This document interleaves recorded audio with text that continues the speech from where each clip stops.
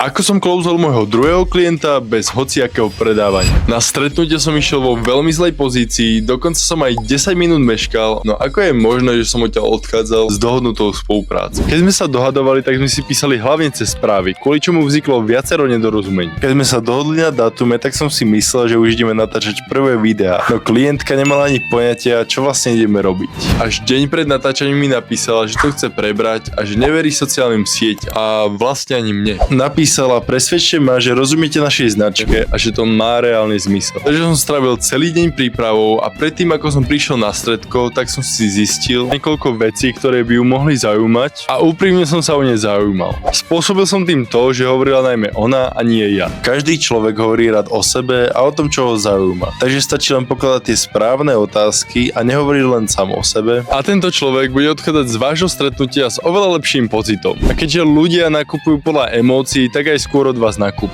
Ak by si chcel vidieť viac takýchto videí, tak ma určite sleduj.